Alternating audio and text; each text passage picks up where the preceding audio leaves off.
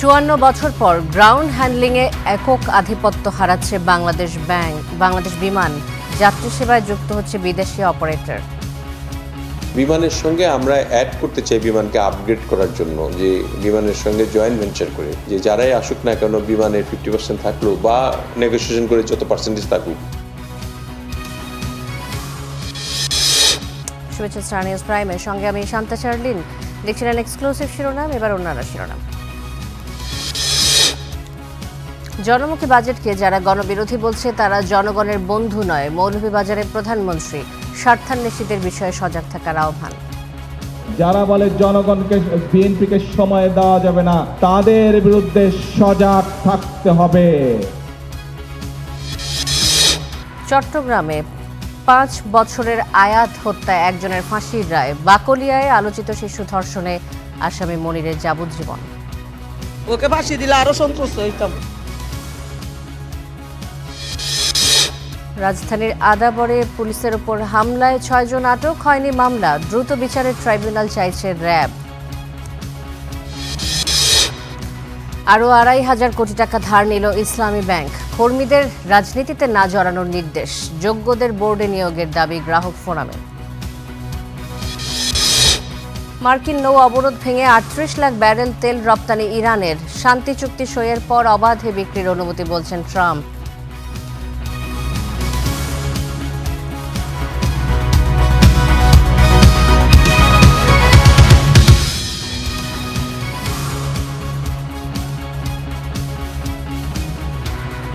আপনারা দেখছিলেন শিরোনাম, এবার বিস্তারিত।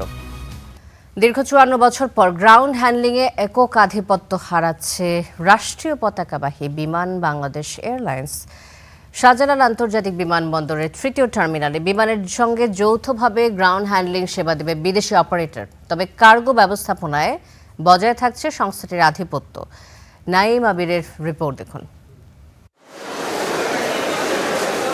বিমানবন্দরে যাত্রী চলাচল, লাগেজ ও কার্গো ব্যবস্থাপনা, বিমানের পরিষ্কার পরিচ্ছন্নতা, ক্যাটারিং সহ নানা সেবার সমন্বিত নাম গ্রাউন্ড হ্যান্ডলিং। বাংলাদেশে 54 বছর ধরে এই সেবার একক দায়িত্ব পালন করে আসছে রাষ্ট্রীয় পতাকাবাহী বিমান বাংলাদেশ এয়ারলাইন্স। আকাশপথের এই খাতে এটি ছিল প্রতিষ্ঠানটির অন্যতম লাভজনক ব্যবসা। 2024-25 অর্থ বছরে বিমান দেশের সব বিমানবন্দরে গ্রাউন্ড হ্যান্ডলিং সেবা দিয়ে আয় করেছে প্রায় 1500 কোটি টাকা। তার আগের অর্থ বছরে যা ছিল প্রায় 1200 কোটি টাকা। তবে একক আধিপত্যের কারণে বিমানের সেবার মান নিয়ে আছে প্রশ্ন। বিশেষ করে মালামাল চুরি, যাত্রী হয়রানি সহ এয়ারলাইন্সগুলোকে প্রয়োজনীয় জনবল সরবরাহ না করা নিয়ে আছে বিস্তর অভিযোগ। এমন প্রেক্ষাপটে দায়িত্ব নেওয়ার পরেই গ্রাউন্ড হ্যান্ডলিংকে দুভাগ করে সেবা দেওয়ার সিদ্ধান্ত নিয়েছে বিএনপি সরকার। প্রথম ভাগে থাকছে যাত্রী সেবা আর দ্বিতীয় ভাগে কার্গো হ্যান্ডলিং। কার্গো ব্যবস্থাপনা বরাবরের মতো বিমানের কাছে থাকলেও যাত্রী সেবায় বিমানের সঙ্গে আসছে বিদেশি অপারেটর। বিমানের সঙ্গে আমরা অ্যাড করতে চাই বিমানকে আপগ্রেড করার জন্য, যে বিমানের সঙ্গে জয়েন্ট ভেঞ্চার করে, যে যারাই আসুক না কেন বিমানের 50% থাকলো বা নেগোসিয়েশন করে যত পার্সেন্টেজ থাকুক, সেটা থাকলো বিমানের সমস্ত লুকগুলি কাজ করতে পারলো। অনেক লুক লাগবে, কিন্তু অনেক জনবল লাগবে। সেই জনবলগুলি এখন যা আছে তার চেয়ে আরও কিছু জনবল আরও নিতে হবে। প্রতিমন্ত্রী বলছেন, এতে বিমানের আয় কমার শঙ্কা থাকলেও সেবার মান উন্নয়ন, প্রযুক্তির ব্যবহার এবং দক্ষতা বৃদ্ধির চাপও তৈরি হবে। টানাটা তো অনেক জায়গায় করে। আপনার চেলেবিয়ার ছিল আপনার থেকে টার্কি থেকে, মেনজিস আমাদের সঙ্গে কথা বলেছে। তো এদের কিন্তু অনেকগুলো ভালো ভালো প্রপোজালও আছে, যে আমাদের এখানে গ্রাউন্ড হ্যান্ডেল হিসেবে কাজও করবে, প্লাস ট্রেন্ড আপ করবে আমাদের লোকদের। এরই মধ্যে 3rd টার্মিনালের গ্রাউন্ড হ্যান্ডলিংয়ে বিশ্বের বড় বড় কোম্পানি আগ্রহ দেখালেও এগিয়ে আছে লন্ডনের মেনজিস এভিয়েশন। একক আধিপত্য হারিয়ে বিদেশি হ্যান্ডলারের সঙ্গে যাত্রী সেবায় নিজেদের অবস্থান কতটা ধরে রাখতে পারে বিমান, সেটাই এখন দেখার বিষয়। নাইম আবির, স্টার নিউজ, ঢাকা। বড় দুর্ঘটনার শঙ্কায় রয়েছে শাহজালাল আন্তর্জাতিক বিমানবন্দরের রানওয়ে এলাকা। এয়ারলাইন্সগুলো ভিটিএস নামে বিশেষ ট্র্যাকার স্থাপন না করায় এমন শঙ্কা জেগেছে। এটি স্থাপনে ব্যয়বহুলের অজুহাত তুলে আরও বেশি সময় চাইছে দেশি বিদেশি এয়ারলাইন্সগুলো। সময়সীমা পেরিয়ে গেলেও দ্রুত ভিটিএস স্থাপনের জোর দিচ্ছে সিভিল এভিয়েশন। এই সিদ্ধান্ত একদমই মানতে না চাইলে নিষেধাজ্ঞার হুঁশিয়ারিও দিয়েছে তারা। নাইম আবিরের আরেকটা রিপোর্ট। 2022 সালে শাহজালাল আন্তর্জাতিক বিমানবন্দরের হ্যাঙ্গারে বাংলাদেশ বিমানের 2টি উড়োজাহাজের ধাক্কা লাগে। কয়েকদিন পর ইউএস বাংলা এয়ারলাইন্সের একটি ট্রলি ধাক্কা দেয় বিমানের আরেকটি উড়োজাহাজে। গেল বছরের নভেম্বরে শাহজালাল আন্তর্জাতিক বিমানবন্দরে পুশকার্টের ধাক্কায় এয়ার ইন্ডিয়ার একটি প্লেনের নোজ হুইল ক্ষতিগ্রস্ত হয়। তাতে সেদিনের ফ্লাইট বাতিল করে ভারতীয় ওই বিমান সংস্থা। এসব কারণে বিমানবন্দরের অভ্যন্তরীণ নিরাপত্তায় ভেহিকেল ট্র্যাকিং সিস্টেম ভিটিএস বাধ্যতামূলক করে বেসামরিক বিমান চলাচল কর্তৃপক্ষ।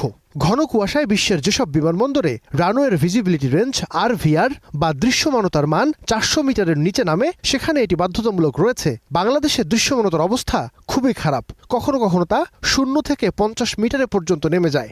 এই সব গাড়িগুলি যে মুভ করছে, এগুলো যদি আমার মনিটরিং না থাকে স্ক্রিনের মধ্যে, তাহলে আমার হয়তো কোনো কথাবার্তা বলতে হচ্ছে না। আমি পার্টিকুলার কোনো একটা ভেহিকেলে যখন আইডেন্টিফাই করছি সে একটা ডেঞ্জার জোনে আছে, আমি তখন তাকে ইন্ডিভিজুয়ালি কল দিতে পারছি, তাকে বলতে পারছি তুমি এখান থেকে সরে যাও, তোমার সামনে একটা প্লেন আসছে। হয়তো টাওয়ার থেকে তখন কুয়াশার জন্য দেখতে পাচ্ছি না, বা রাত্রেবেলা কোনো কারণে সে লাইট জ্বালায় নাই, বা আমি তাকে টাওয়ার থেকে আইডেন্টিফাই করতে পারছি না। এই যে সেফটি হ্যাজার্ডগুলো এড়ানোর জন্য।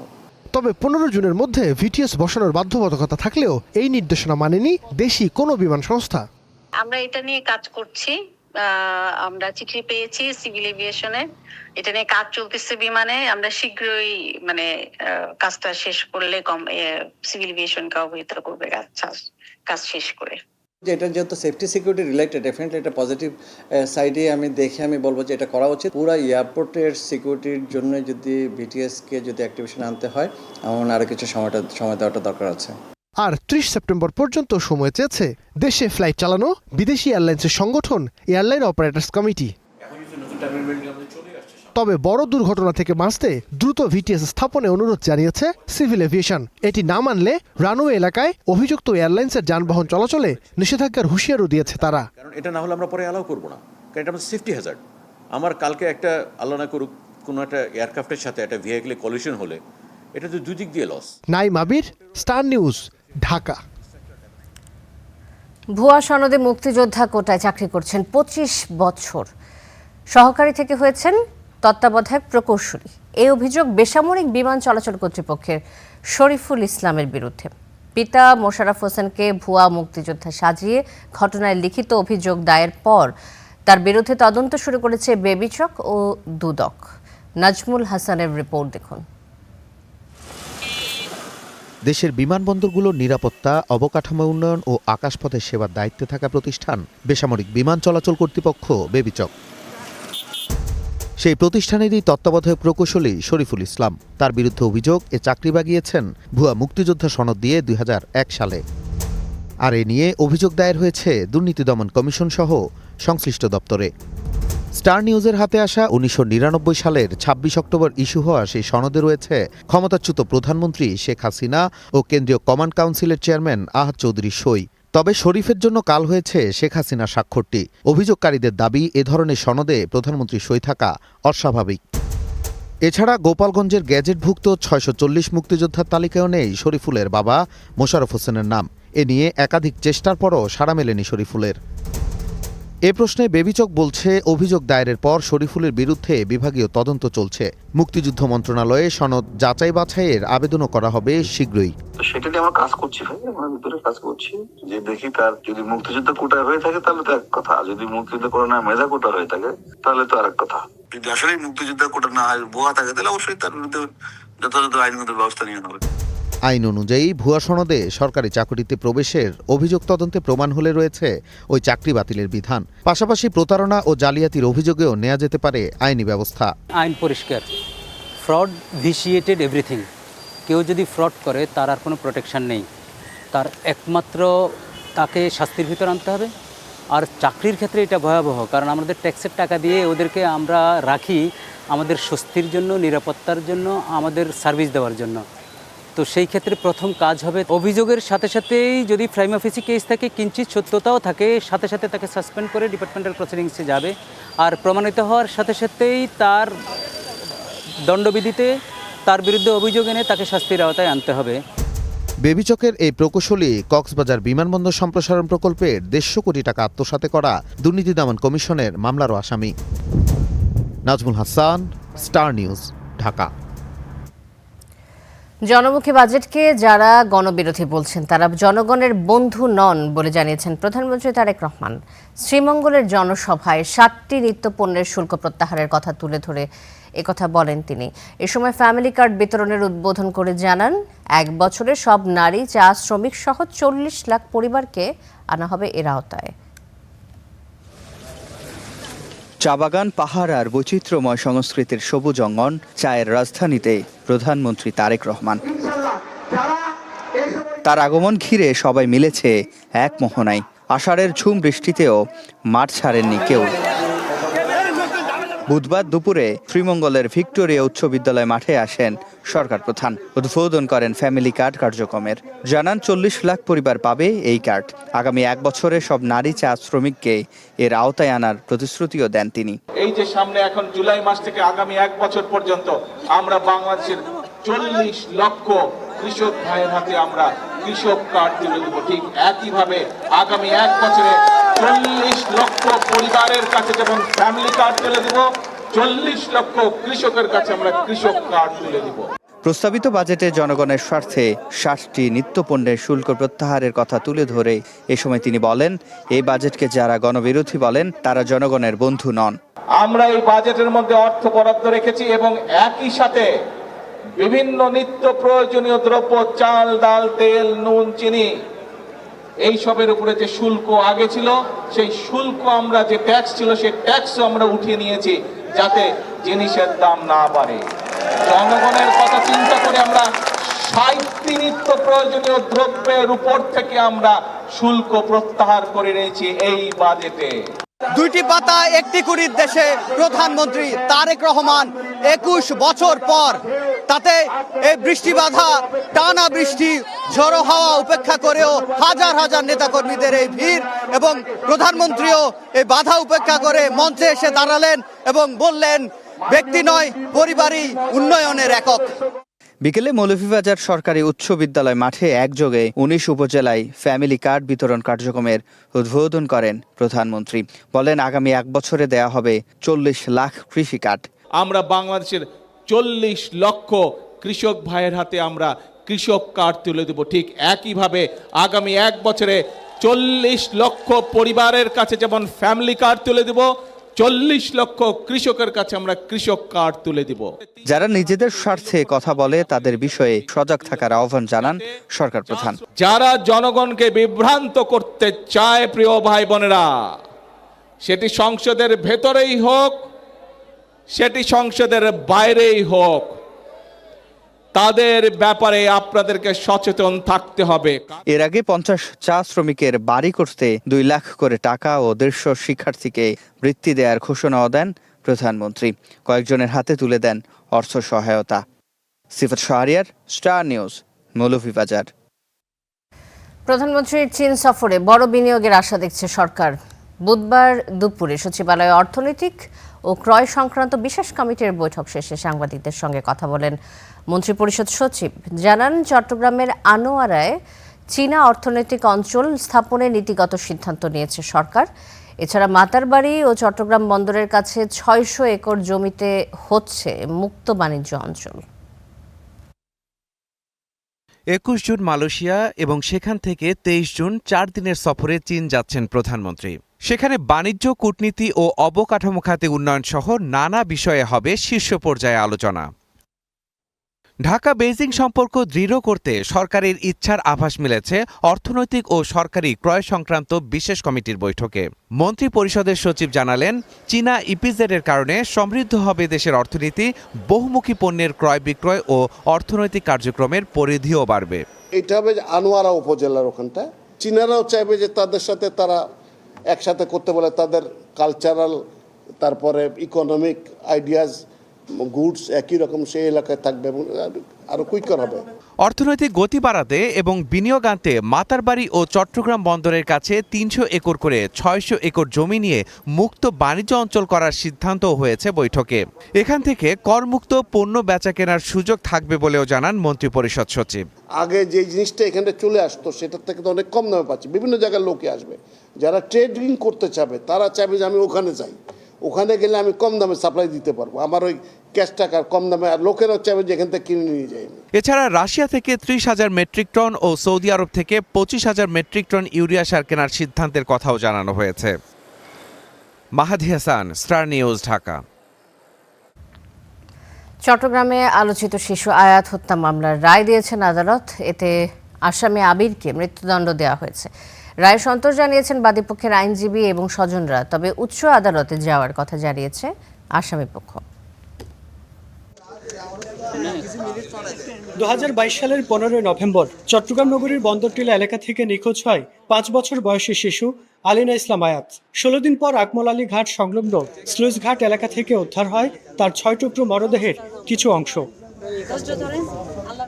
ঘটনার পর তদন্তে নামে পিবিআই। ওই বছরের 25 নভেম্বর ধরা পড়ে বাসার ভাড়াটি আবির। জিজ্ঞাসাবাদে মুক্তিপণ না পেয়ে শিশুটিকে শ্বাসরোধে হত্যার কথা স্বীকার করেন তিনি। পরে লাশ গুম করতে করা হয় 6 টুকরো। ওই মামলার বিচার কার্য হচ্ছে 7 দিনে এবং বাকিটা 7 দিনে, আর এটা দীর্ঘ 3 বছর। আমরা চাই ওই মামলা দুটির মতো এটাও যাতে আগামী 1 মাসের মধ্যে রায় সম্পন্ন হয়, যাতে দ্রুত ফাঁসির কার্য হয়।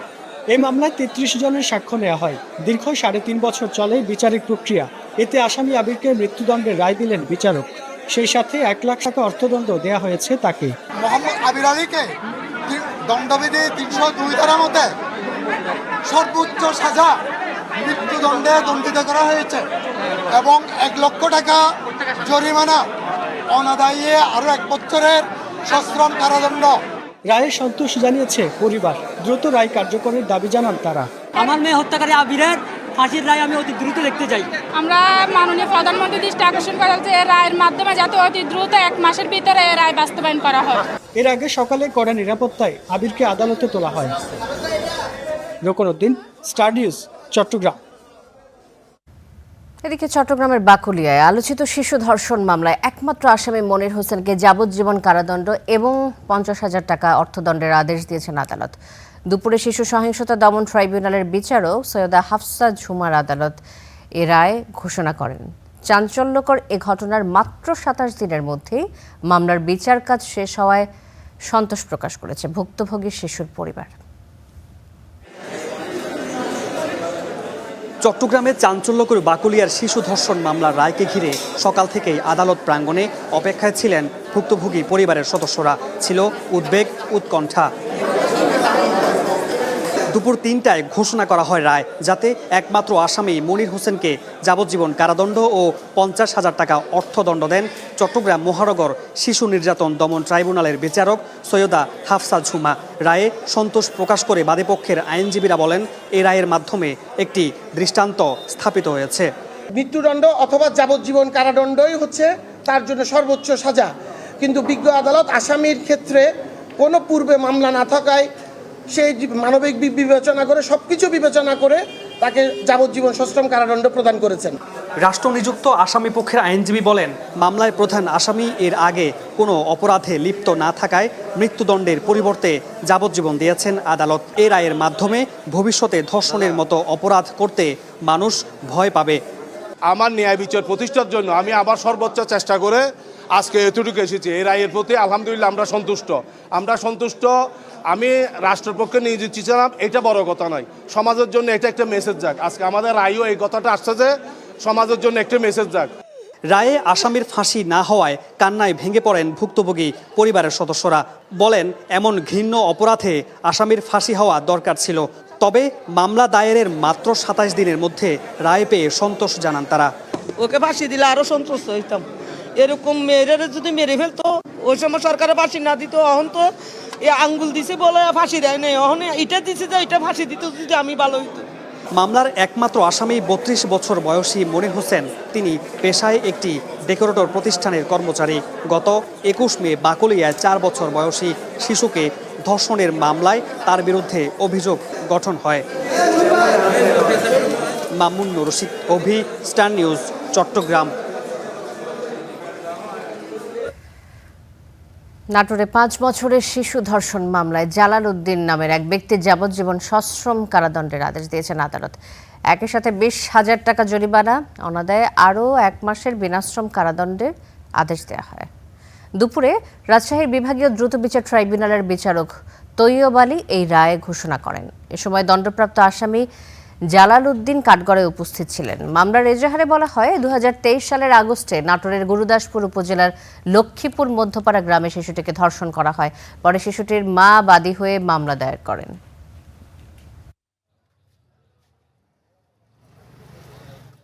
বিজ্ঞ বিচারক এই মামলায় এই আসামির দোষী সাব্যস্ত করে যাবজ্জীবন কারাদণ্ড এবং 20,000 টাকা জরিমানা, অনাদায়ে আরও 1 মাস কারাদণ্ড দিয়েছেন, সশ্রম কারাদণ্ড দিয়েছেন। রাজধানীর আদাবরে পুলিশের ওপর হামলার ঘটনায় তালিকাভুক্ত সন্ত্রাসী বাবু সহ 6 জনকে আটক করেছে র্যাব। তারা বলছে আটককৃতদের মধ্যে রয়েছেন ছিনতাই চক্রটির দ্বিতীয় প্রধান আবু সাইদ। সন্ত্রাস দমনে অভিযান চলমান থাকবে জানিয়ে দ্রুত বিচার ট্রাইব্যুনাল গঠনের পরামর্শ দিচ্ছে বাহিনীটি। রাজধানীর আদাবরে ব্যবসায়ী শফিকুলকে নিজ দোকানে জখম করে ছিনিয়ে নেওয়া হয় টাকা। পরে অভিযুক্তদের ধরতে অভিযানে গেলে আক্রান্ত হয় পুলিশ, আহত ওসি ও এসআই। পরে তাদের ছোড়া গুলিতে আহত হয় ছিনতাই অভিযুক্ত 2 জন, আটক করা হয় 4 জনকে। এই ঘটনায় মঙ্গলবার রাত থেকে মোহাম্মদপুর ও মিরপুরে অভিযান চালায় র্যাব। এ সময় সন্ত্রাসী গ্রুপটির 6 জনকে আটকের তথ্য দেন তারা।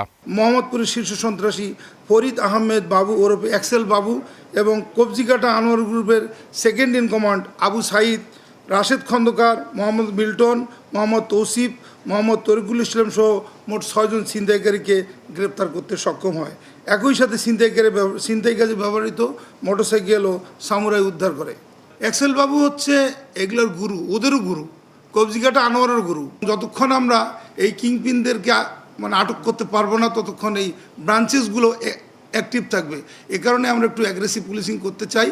এই অভিযান আরও জোরদার হবে জানিয়ে এ ধরনের সন্ত্রাসীদের দ্রুত বিচারে ট্রাইব্যুনাল গঠনেরও তাগিদ দেন এই র্যাব কর্মকর্তা।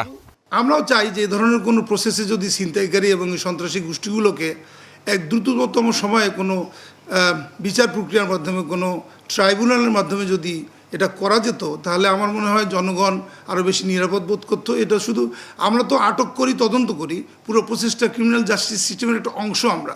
তো বাকি সিস্টেমটা যারা সংশ্লিষ্ট তারা ভেবে দেখতে পারে। আমার মনে হয় এতে করে আমরা উপকৃতই হব। বিকাশ ব্যবসায়ীকে কুপিয়ে জখম ও পুলিশের ওপর হামলার ঘটনায় এখন পর্যন্ত 10 জনকে আটক করেছে আইন শৃঙ্খলা বাহিনী। প্রতিনিয়ত আমাদের আভিযানিক টেকনিকগুলো চেঞ্জ করছি। নিবিড় সাহা, স্টার নিউজ, ঢাকা। লক্ষ্মীপুরে হোস্টেল থেকে মরদেহ উদ্ধার হওয়া মেহেদী হাসানের দাফন সম্পন্ন হয়েছে। এ ঘটনায় এখনও কাউকে আটক করা না হলেও তদন্ত করে ব্যবস্থা নেওয়ার কথা জানিয়েছে পুলিশ। অন্যদিকে বরিশালে এক অটোচালকের মরদেহ উদ্ধারের ঘটনায় অভিযুক্ত ব্যক্তির বাড়িতে আগুন দিয়েছেন স্থানীয়রা।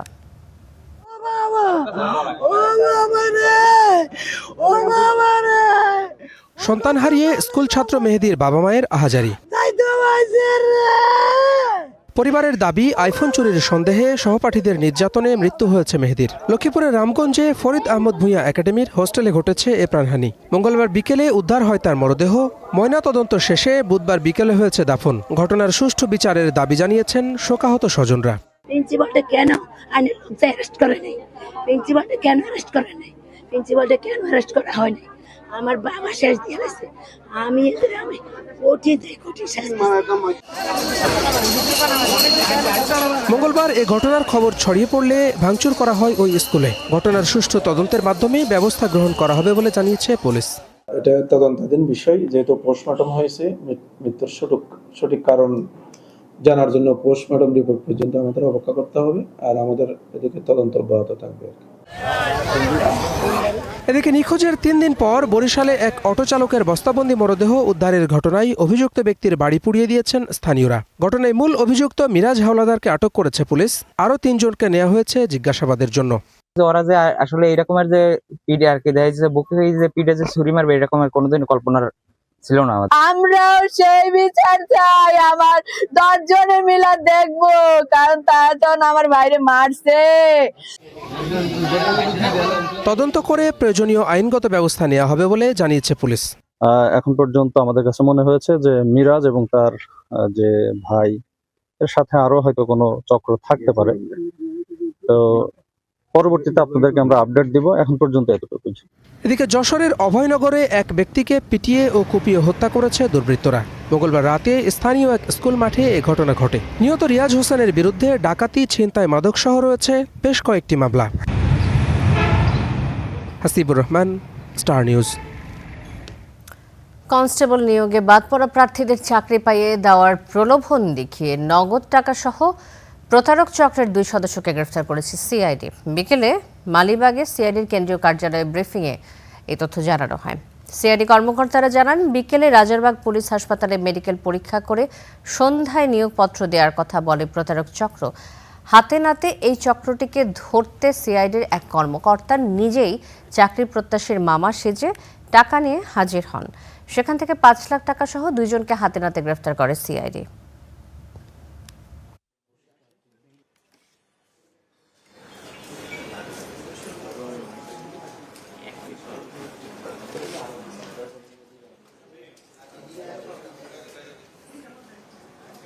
এখন পর্যন্ত আমরা যে তথ্য পেয়েছি 4 থেকে 5 জনের নিকট থেকে অলরেডি তারা টাকা নিয়েছেন। আর এই অপারেশনটা তাদের যে অপারেশন আর কি, এটা করার সময় আমরা হাতে নাতে তাকে ধরে ফেলেছি। পুলিশ হাসপাতালের করিডোরটা অথবা প্রেমিসেসটাকে তারা ব্যবহার করেছে, কিন্তু তার মানে এই না যে পুলিশ হাসপাতালে এরা এই ধরনের কাজগুলো করেছে অতীতে, তারা। খুলনায় তরকারি পুড়ে যাওয়াকে কেন্দ্র করে গৃহকর্মীকে শারীরিক নির্যাতনের অভিযোগ উঠেছে সোনাডাঙ্গা থানার এসআই সঞ্জয় মিত্র ও তার স্ত্রী পপি মিত্রের বিরুদ্ধে। সকালে নগরীর সোনাডাঙ্গা আবাসিক এলাকার একটি বাসায় এই ঘটনা ঘটে। প্রত্যক্ষদর্শীরা জানায়, বাসার বারান্দায় ওই গৃহকর্মীকে কান ধরে উঠবস ও লাঠি দিয়ে মারধর করতে দেখেন তারা। এরই জেরে স্থানীয় সংবাদকর্মী এবং সামাজিক সংগঠনের সদস্যরা বাসায় ঢোকার চেষ্টা করলে তাদেরকে বাধা দেওয়া হয়। পরবর্তীতে 999-এ কল দিলে পুলিশ তাতে ভুক্তভোগীর গৃহকর্মীকে উদ্ধার করে।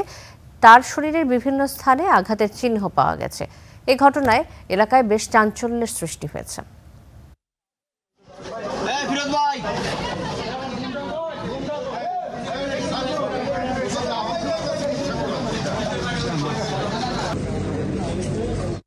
দেখছেন স্টার নিউজ প্রাইম, ফিরছি একটু পর।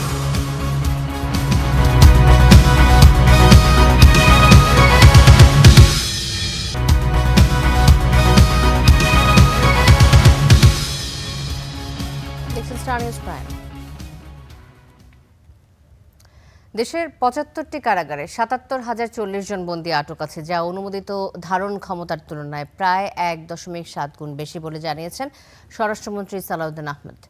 বিকেলে জাতীয় সংসদে তারকা চিহ্নিত প্রশ্নের জবাবে মন্ত্রী এই তথ্য জানান। লিখিত জবাবে মন্ত্রী বলেন, ইতোমধ্যে কেরানীগঞ্জে বিশেষ কেন্দ্রীয় কারাগার, সিলেট কেন্দ্রীয় কারাগার 2, ফেনী জেলা কারাগার 2 এবং খুলনা জেলা কারাগার 2 চালু করা হয়েছে। এছাড়া কিশোরগঞ্জ, মাদারীপুর ও পিরোজপুর জেলা কারাগার 2 দ্রুত চালু করা হবে। এই সফল অর্থমন্ত্রী যেমনি ভাবে বাজেট প্রণয়ন করেছেন, উত্থাপন করেছেন, তেমনি ভাবে সফলভাবে বাস্তবায়ন হবে বলে আমি দৃঢ়ভাবে বিশ্বাস করি। মাননীয় স্পিকার 42 লক্ষ ফ্যামিলি কার্ড নবদিগন্তের দ্বার উন্মোচন করলো। সামাজিক নিরাপত্তা কর্মসূচির সম্প্রসারণ নিঃসন্দেহে এই বাজেটে একটি ইতিবাচক পদক্ষেপ বলে আমি মনে করি। যে এটা লুটপাটের বাজেট। মাননীয় স্পিকার অতি প্রয়োজনীয় উল্লেখযোগ্য ব্যয়ের খাত চিহ্নিত করে দক্ষ ব্যবস্থাপনার মাধ্যমে জনকল্যাণের স্বার্থে অগ্রাধিকারের ভিত্তিতে যথাযথভাবে ব্যয় করতে হবে, এটাই আমরা মনে করি। প্রথমবারের মতো গণশুনানির আয়োজন করল ঢাকা দক্ষিণ সিটি কর্পোরেশন। বুধবার রাজধানীর লালবাগে এক কমিউনিটি সেন্টারে গণশুনানিতে অংশ নিয়ে নাগরিকরা তাদের দীর্ঘদিনের সমস্যাগুলো তুলে ধরেন। অভিযোগ আমলে নিয়ে সংকট সমাধানের আশ্বাস দিয়েছেন সিটি প্রশাসক। সমস্যার যেন শেষ নেই রাজধানী ঢাকায়। নগরবাসীর মুখে সেই অভিযোগ, পরামর্শ ও প্রত্যাশার কথা সরাসরি শুনতেই এই গণশুনানির আয়োজন। কেউ অভিযোগ করেন নিয়মিত ময়লা অপসারণ না হওয়া নিয়ে, কেউ বলেন মশার উপদ্রব বেড়ে যাওয়ার কথা, আবার কোথাও কোথাও দুর্বল বর্জ্য ব্যবস্থাপনার বিষয়টিও উঠে আসে আলোচনায়। ওয়াসার পানি অনেক জায়গায় একসাথে হয়ে যায়, যার কারণে অনেক সময় পানি দুর্গন্ধ বের হয়ে আসে। হাজারীবাগ কালুনগর যে খালটা আছে, এই খালটা পরিষ্কার পরিচ্ছন্নতা কোনোভাবে করা হচ্ছে না। আমরা একটা খাল করার 15 থেকে 20 দিনের ভিতরে কিন্তু আগের অবস্থায় চলে যায়। এইটা একটা আমাদের বড় ধরনের চ্যালেঞ্জ। এটা আপনাদেরকে আমরা সহযোগিতা চাবো যে আপনারা যদি আমাদেরকে একটু সহযোগিতা করেন। বাসিন্দারা বলছেন দীর্ঘদিনের এই সমস্যাগুলো নিয়ে তারা অতিষ্ঠ।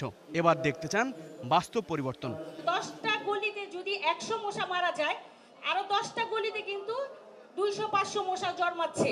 অনেক ঠিকাদার ছিল, বিগত দিনে কাজ পেয়েছিল, কিছু কাজ করেছে, কাজ ফেলে পালিয়ে গিয়েছে। গণশুনানিতে নাগরিকদের অভিযোগ ও পরামর্শ শোনেন দক্ষিণ সিটির প্রশাসক। এতে অংশ নেন ঢাকা 7-এর সংসদ সদস্য। বিদ্যুৎ বিভাগ, আরেকটা আছে পরিষ্কার বিভাগ। আপনারা ওখানে SMS দিতে পারেন এই জায়গার লাইটটা নাই, তাহলে আমরা এখানে যে অফিসারগুলো আছে তাদেরকে বলতে পারি যে এখানে বিদ্যুৎ চলছে না, তোমরা তাড়াতাড়ি যাও। জনগণের কমপ্লেন আমরা শুনতেছি এবং কিছু কিছু কমপ্লেনের আমরা স্পটে সমাধান দেওয়ার চেষ্টা করছি।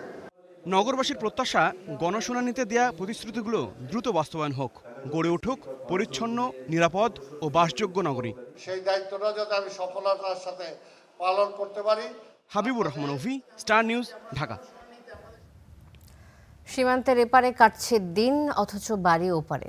কাগজে কলমে তারা ভারতীয় নাগরিক। আদালতও স্বীকৃতি দিয়েছে সেই পরিচয়। তারপরও দীর্ঘ প্রতীক্ষার অবসান হয়নি। 4 ভারতীয় নাগরিকের এখন একটাই প্রত্যাশা, যত দ্রুত সম্ভব ফিরে যাওয়া যায় নিজের দেশ, নিজের মানুষের কাছে। দিন যায় মাস যায়, তবুও ফেরার পথ খুলছে না। পরিবারের সাথে দেখা নেই 1 বছরেরও বেশি সময়। দেশের মাটিতে ফেরার অপেক্ষার প্রতিটি দিন যেন তাদের কাছে এক একটি দীর্ঘ যন্ত্রণা। ঘটনার শুরু 2025 সালের জুনে। দিল্লির একটি ইটভাটায় কাজ করার সময় বাংলাদেশি সন্দেহে নারী ও শিশুসহ 6 ভারতীয় নাগরিককে আটক করে দেশটির আইনশৃঙ্খলা বাহিনী। পরে কুড়িগ্রাম সীমান্ত দিয়ে তাদেরকে বাংলাদেশে পুশিন করা হয় বলে অভিযোগ। নানা এলাকা ঘুরে তারা পৌঁছান চাঁপাইনবাবগঞ্জে, কিন্তু বাংলাদেশে অনুপ্রবেশের অভিযোগে গ্রেপ্তার হয়ে কারাগারে যেতে হয় তাদের। এটা তো আমাদের দেশ না, আমরা অনেক দিন থেকে আছি এই দেশে, আমরা দেশে ফেরত যেতে চাই। কি খাবো, কি কিনবো, আমাদের না কাজ আছে না আছে, আমরা টাকা আছে না তো কিচ্ছু আছে, আমরা কি করবো এখানে থেকে? আমাদের দেশ হচ্ছে ভারত। আমরা এটাই চেয়েছি, অনুরোধ করছি সরকারকে কি আমাদের দেশ ফেরত দিতে চায়। দীর্ঘ আইনি প্রক্রিয়ার পর 1 বছর পার হয়ে গেলেও এখনও দেশে ফেরা হয়নি 4 জনের। গত বছরের 26 সেপ্টেম্বর এক রিট আবেদনের পর কলকাতার হাইকোর্ট 4 সপ্তাহের মধ্যে তাদেরকে ভারতে ফিরিয়ে নেওয়ার নির্দেশ দেয়। পরে ভারতের সুপ্রিম কোর্টও একই ধরনের নির্দেশনা দেয়। এরই মধ্যে অন্তঃসত্ত্বা নারী সোনালী বিবি এবং তার শিশু সন্তানকে ভারতে ফেরত নেওয়া হলেও সোনালীর স্বামীসহ বাকি 4 জন এখনও বাংলাদেশে অবস্থান করছেন। হয়ে যাবে করতে করতে করতে আজকে 6 মাস প্লাস হয়ে গেছে। আমি তো এদের ভরণ পোষণও চালাচ্ছি, এদের সিকিউরিটি দেওয়ারও একটা ব্যাপার আছে। তারা তো বিদেশি নাগরিক, তাদের সিকিউরিটি আমি কি করে দিব? আইনজীবীরা বলছেন আদালতের নির্দেশনা থাকা সত্ত্বেও প্রত্যাবাসন প্রক্রিয়ায় ভারতীয় সীমান্তরক্ষী বাহিনী এবং সংশ্লিষ্ট কর্তৃপক্ষের আন্তরিকতার ঘাটতি রয়েছে, ফলে দীর্ঘ হচ্ছে তাদের দুর্ভোগ। এখন পুশব্যাক না করার 2টা কারণ হতে পারে। একটা হচ্ছে যে ইন্ডিয়ান সীমান্তরক্ষী বাহিনী BSF যারা রয়েছেন তারা এই বিষয়ে আন্তরিকতার পরিচয় দিচ্ছেন না, ইভেন তাদের দেশের আইনই তারা আসলে ভায়োলেট করে চলছেন। জেলা প্রশাসন বলছে বিষয়টি এখনও প্রক্রিয়াধীন। সরকারের পরবর্তী নির্দেশনা পেলেই তাদের প্রত্যাবাসনের প্রয়োজনীয় ব্যবস্থা নেওয়া হবে। বাংলাদেশের পক্ষ থেকে নিশ্চয়ই সবসময় চেষ্টা ছিল, যেহেতু তারা ভারতীয় নাগরিক, তাদেরকে ভারতে ফেরত পাঠানোর বিষয়টি সমাধানের জন্য এবং সরকারের ডিপ্লোম্যাটিক চ্যানেলেও যোগাযোগ করা হয়েছে, যার প্রেক্ষিতে 2 জন চলে গেছে। কেন ওই সময় 6 জন যান নাই? নিশ্চয়ই ডিপ্লোম্যাটিক চ্যানেলে হয়তো কোনো সমস্যা ছিল। বাংলাদেশে আটকে থাকা এই 4 ভারতীয় নাগরিক পশ্চিমবঙ্গের বীরভূম জেলার বাসিন্দা। Desk report, star news. Paschimbanga থেকে অবৈধভাবে বাঙালি মুসলিমদের সীমান্তে ঠেলে দেয়াকে মানবাধিকার লঙ্ঘন বলছে আন্তর্জাতিক মানবাধিকার সংস্থা হিউম্যান রাইটস ওয়াচ। আইনি প্রক্রিয়া ছাড়া এভাবে হাজার হাজার মানুষকে জোরপূর্বক BSF-এর ঠেলে দেওয়ার ঘটনায় গভীর উদ্বেগ প্রকাশ করেছে সংস্থাটি। হিউম্যান রাইটস ওয়াচ জানায়, পশ্চিমবঙ্গ রাজ্য সরকারের ডিটেক্ট, ডিলিট অ্যান্ড ডিপোর্ট নীতির আওতায় এই মানবাধিকার লঙ্ঘনের ঘটনা ঘটছে। বিজিবির বরাতে সংস্থাটি জানিয়েছে যে গত 1 জুন থেকে এ ধরনের 21টি পুশিনের চেষ্টা প্রতিহত করা হয়েছে। এতে শিশু, অন্তঃসত্ত্বা নারী সহ 2 শতাধিক মানুষকে পুশব্যাকের চেষ্টা করে BSF। প্রত্যক্ষদর্শীরা জানায়, রাতের আধারে BSF সীমান্তে মানুষ জড়ো করে কাঁটাতারের ফাঁক দিয়ে বাংলাদেশের পুশিনের চেষ্টা চালায়, যার ফলে শূন্য রেখায় চরম মানবিক বিপর্যয় তৈরি হচ্ছে। অবিলম্বে এই অবৈধ কার্যক্রম বন্ধ এবং মুসলিমদের প্রতি বৈরিতা বন্ধ করতে ভারত সরকারের প্রতি আহ্বান জানিয়েছে HRW।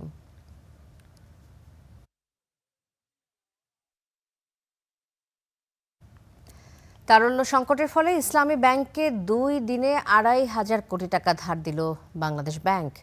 এদিকে রাজনৈতিক হস্তক্ষেপের বাইরে সৎ ও দক্ষ ব্যক্তিদের দিয়ে পর্ষদ গঠনের দাবিতে আজ কেন্দ্রীয় ব্যাংকের ডেপুটি গভর্নরের সঙ্গে বৈঠক করেছেন ব্যাংকটির সচেতন গ্রাহক ফোরামের প্রতিনিধিরা। সেই সঙ্গে প্রতিষ্ঠাকালীন মালিকদের কাছে ব্যাংকের শেয়ার ফিরিয়ে দেওয়ার দাবিও জানানো হয়। আইন অনুযায়ী পদক্ষেপ গ্রহণের আশ্বাস দিয়েছে বাংলাদেশ ব্যাংক। মঙ্গলবার 7 দফা দাবিতে গভর্নর বরাবর স্মারকলিপি দেওয়ার পর বুধবার বাংলাদেশ ব্যাংকের গভর্নরের সঙ্গে দেখা করতে যান ইসলামী ব্যাংক সচেতন গ্রাহক ফোরামের প্রতিনিধিরা। সকাল 10:30টায় ফোরামের 3 সদস্যের একটি দল কেন্দ্রীয় ব্যাংকে আসেন। এ সময় গভর্নর তাদের সঙ্গে বৈঠকের জন্য ডেপুটি গভর্নর কবির হোসেনকে নির্ধারণ করে দেন। বৈঠকে রাজনৈতিক হস্তক্ষেপের বাইরে সৎ ও দক্ষদের দিয়ে পর্ষদ পুনর্গঠন সহ 7 দফা দাবি জানান তারা। এ সময় ব্যাংকের প্রতিষ্ঠাকালীন মালিকদের শেয়ার ফিরিয়ে দেওয়ার দাবি জানানো হয়। এমন একটা পরিচালনা পরিষদ দিবেন যেই পরিচালনা পরিষদের চেয়ারম্যান সহ সকল সদস্য হবে দল নিরপেক্ষ এবং যাদের আর্থিক কোনো কেলেঙ্কারি থাকবে না, সাবেক মালিকদের কাছে ফিরিয়ে দেওয়া অথবা আইপিও হিসেবে গেলে বাজারে বিক্রি করে দেওয়া। বাংলাদেশ ব্যাংক থেকে আইন অনুযায়ী সকল দাবি পূরণের আশ্বাস দিয়েছে বলে জানায় গ্রাহক ফোরাম। ইসলামী ব্যাংকের সাবেক এমডি ওমর ফারুক খানকে ফেরানোর বিষয়ে নতুন পর্ষদ সিদ্ধান্ত নেবে বলে জানিয়ে দিয়েছে কেন্দ্রীয় ব্যাংক। বাংলাদেশ ব্যাংকের ডেপুটি গভর্নর মহোদয় আমাদেরকে আশ্বস্ত করেছেন যে ইসলামী ব্যাংকের একটি সুন্দর পরিচালনা পরিষদ দেওয়া হবে। ওমর ফারুক খানকে দেওয়া হলে ব্যাংক অতি দ্রুত আবার সামনের দিকে অগ্রসর হবে। এ সময় সাংবাদিকদের প্রশ্নের জবাবে ইসলামী ব্যাংক নিয়ে কথা বলেন ব্যাংক মালিকদের সংগঠনের সভাপতি। আর ব্যাংকটিতে অতি দ্রুত নতুন পর্ষদ দেওয়ার কাজ চলছে বলে জানান বাংলাদেশ ব্যাংকের মুখপাত্র। ইসলামী ব্যাংক নাম করা ব্যাংক ছিল, এর খুব মোস্টলি ব্যাংক আর কি সিকিউরিটি ব্যাংক ছিল, যেখানে টাকার কোনো অভাব ছিল না। সেই ব্যাংকটা হঠাৎ করে কেন হয়ে গেল? এখন দেখা গেল যে তৎকালীন সরকার এমন একটা লোককে সাপোর্ট দিল, সে এসে করলে উল্টাপাল্টা সব কাজ করে টাকাগুলো সব নিয়ে চলে গেল। তাই ওটা তো কোনো আইনে পড়ে না। সহসাই হয়তো হয়ে যাবে, কারণ বড় ব্যাংক পর্ষদ ছাড়া তো দীর্ঘদিন থাকবে না। কারণ অনেক সিদ্ধান্ত আছে যেটা পর্ষদের সিদ্ধান্ত প্রয়োজন হবে, সেগুলো ম্যানেজমেন্ট লেভেলে হয়তো বা সিদ্ধান্ত চূড়ান্ত হবে না, সেই কাজগুলি তো আটকে যাবে। অতএব আমাদের ঊর্ধ্বতন কর্তৃপক্ষ বিষয়টা অবশ্যই ওয়াকিবহাল এবং তারা কাজ করছে। তারল্য সংকটের ফলে মঙ্গলবার ইসলামী ব্যাংকে আরও 1500 কোটি টাকা ধার দিয়েছে বাংলাদেশ ব্যাংক। এছাড়া ব্যাংকটির কর্মকর্তাদের রাজনৈতিক সম্পৃক্ততা না রাখার নির্দেশ দিয়েছে Islami bank. Ataur Niyon, Star News, Dhaka. Star News prime ফিরছে একটু পরে।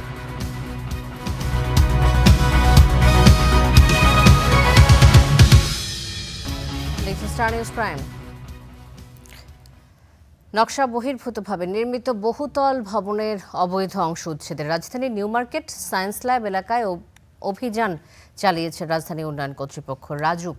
বেলা 11টার দিকে শুরু হয় এ কার্যক্রম। অভিযান পরিচালনা করেন রাজুকের নির্বাহী ম্যাজিস্ট্রেট, প্রকৌশলী ও আইন শৃঙ্খলা বাহিনীর সদস্যরা। রাজুক জানায়, অনুমোদিত নকশা অমান্য করে ভবন নির্মাণ এবং পার্কিংয়ের জায়গা বাণিজ্যিক কাজে ব্যবহারের বিরুদ্ধে নিয়মিত অভিযান চালানো হচ্ছে। এরই মধ্যে নিউ মার্কেট ও সায়েন্স ল্যাব এলাকায় পার্কিংয়ের স্থানে গড়ে ওঠা 4টি দোকান সিলগালা করে দেওয়া হয়েছে। পাশাপাশি নকশা বহির্ভূতভাবে নির্মাণের অভিযোগে একাধিক ভবন মালিককে সতর্ক করা হয়েছে। পরে রাজুকের নির্বাহী ম্যাজিস্ট্রেট জানান, লিটন সরকার তিনি জানিয়েছেন যে নগর পরিকল্পনা ও ভবন নির্মাণ বিধিমালা বাস্তবায়নে এ ধরনের অভিযান অব্যাহত থাকবে। দেশের বাইরের খবর জানাবো। যুদ্ধ শেষ করতে সই হতে যাওয়া সমঝোতা স্মারকের আওতায় ইরানকে তেল ও জ্বালানি বিক্রি শুরু করার অনুমতি দেবে যুক্তরাষ্ট্র, এমনটা জানিয়েছেন এক ঊর্ধ্বতন মার্কিন কর্মকর্তা। সূত্রটি জানিয়েছে যে চলতি সপ্তাহে চুক্তি স্বাক্ষরিত হওয়ার পর ইরানের তেল বিক্রির ওপর নিষেধাজ্ঞা তুলে নেওয়ার বিষয়টি কার্যকর হবে। মার্কিন নৌবাহিনীর কঠোর অবরোধ ভেঙে প্রায় 2 মাস পর প্রথমবারের মতো তেল রপ্তানি শুরু করেছে ইরান। মেরিটাইম ইন্টেলিজেন্স ফার্ম ট্যাকার্স জানায়, ইরানের 2টি সুপার ট্যাঙ্কার প্রায় 38 লাখ ব্যারেল তেল নিয়ে নৌ অবরোধ ভেঙে গন্তব্যের উদ্দেশ্যে যেতে সক্ষম হয়েছে। এছাড়া আরও একটি ট্যাঙ্কার 10 লাখ ব্যারেল তেল নিয়ে বন্দর ছেড়েছে। সুইজারল্যান্ডে মার্কিন ইরান ঐতিহাসিক সমঝোতা স্মারক স্বাক্ষরের মাত্র 2 দিন আগেই এই নাটকীয় অগ্রগতি ঘটল। পশ্চিমবঙ্গে প্রথমবার ক্ষমতায় এসে রাজ্য জুড়ে ব্যাপকভাবে হকার উচ্ছেদ চালাচ্ছে বিজেপি সরকার। এর প্রতিবাদে রাজপথে নেমেছেন সাবেক মুখ্যমন্ত্রী মমতা বন্দ্যোপাধ্যায়।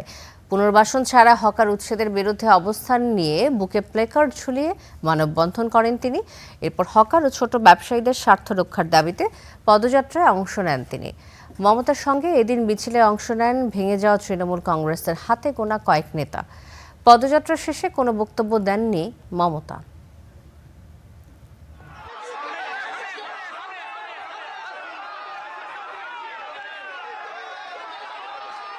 বিশ্বকাপের প্রথম ম্যাচে বড় জয় আর্জেন্টিনার সাথে লিওনেল মেসির হ্যাটট্রিক যেন বুকে পাথর রেখে সহ্য করতে হয়েছে ব্রাজিল এবং পর্তুগাল সমর্থকদের। কারণ প্রতিপক্ষ এই দুই দলের সমর্থকরা যে ম্যাচের শুরুতে উল্লাসে ফেটে পড়েছিল।